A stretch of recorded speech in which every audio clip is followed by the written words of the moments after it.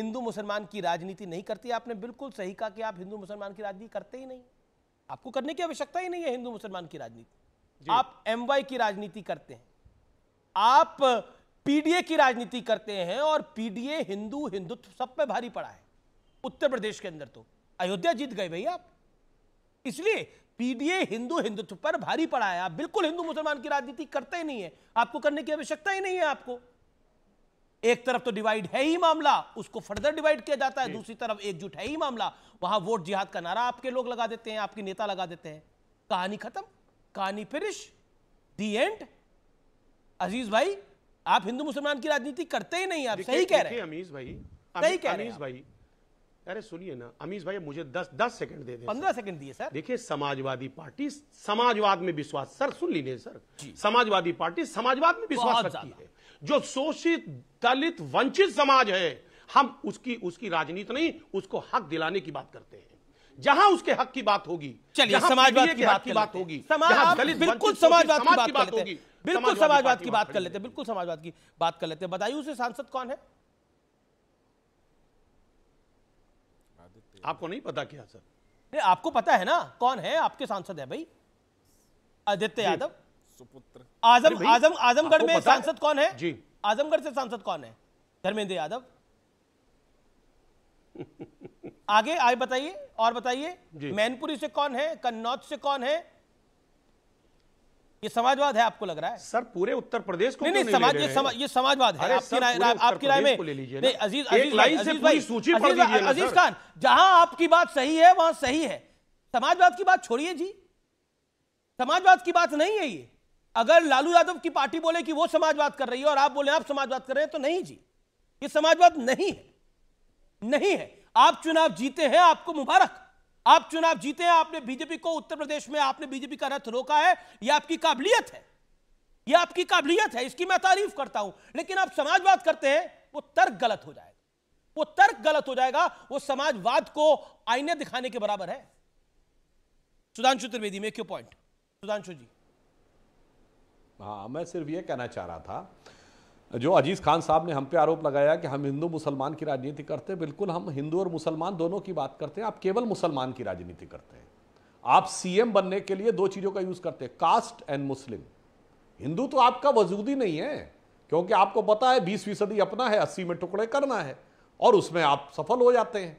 तो इसलिए आपको लगता है, आपको पूर्ण विश्वास है कि केवल मुस्लिम मेरे साथ रहेगा और उसके साथ कोई ना कोई एक दो कास्ट जुड़ी रहेंगी और हमारा काम हो जाएगा। इसलिए हम आपकी बात को स्वीकार करते हैं कि हम हिंदू मुसलमान की राजनीति करते हैं, पर आप सिर्फ मुसलमान की राजनीति करते हैं और दूसरी तरफ सिर्फ जाति की राजनीति करते हैं। और जो इन्होंने कहा, आज तक बाकी वर्ग तो छोड़ दीजिए, आप पिछड़ों की बात करते हैं, पिछड़ा, दलित, अल्पसंख्यक, ये बता दें कि पिछड़े दलित अल्पसंख्यक में से कितने लोगों को पिछले 35 साल से सत्ता में है समाजवादी पार्टी? 1990 में बनी थी, मुलायम सिंह जी जब पहली बार मुख्यमंत्री बने 1989 के दिसंबर में, तब से आज तक पिछड़े दलित अल्पसंख्यक के कितने लोगों को, एक नाम बता दीजिए, इसको राष्ट्रीय अध्यक्ष सीएम बनाया हो? बाकी छोड़ दीजिए, पिछड़ों, दलित और सवर्ण छोड़ दीजिए, पिछड़े भी छोड़ दीजिए, यादव जाति में बताइए अपने परिवार के अलावा किसी को बनाया हो? यानी परिवारवाद, समाजवाद परिवारवाद में सिमट कर आ जाता है। कहां लोहिया जी खड़े होते थे, कहां बड़े बड़े नेता मधुलिमय खड़े होते थे जो ये कहते थे कि हम लड़ेंगे और सबको हिस्सा दिलाएंगे। यहां कहते जिसकी जितनी संख्या भारी उसकी उतनी भागीदारी। यहां पर भैया अब तो साफ समझ में आ रहा किसकी कितनी संख्या भारी और किसने किसकी भांजी मारी।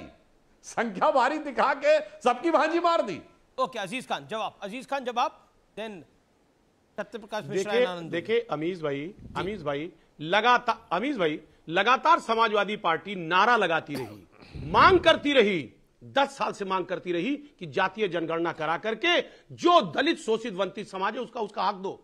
साहब ये हक की बात नहीं करते, ये परिवारवाद का आरोप लगा रहे हैं। इनके तमाम सांसद, अभी पूरी फेहरिस्त निकाल लीजिए, एमएलए जहां से चुने गए हैं उनमें परिवारवाद की बात देखें तो 25% ऐसे लोग हैं जो परिवार से ग्रसित है, एक ही परिवार के लोग हैं। ये उन पर सर सुनिए, अरे सर सुनिए ना, ये उस पर बात नहीं करेंगे, फेहरिस्त निकालिए, उस पर बात नहीं करेंगे, ये दूसरों पर कटाक्ष करेंगे। देखिए कहने का मकसद ये है कि ये नैरेटिव सेट करने में माहिर हैं और जनता ने इस बार इस बात को जान लिया है कि नैरेटिव सेटअप नहीं चलेगा।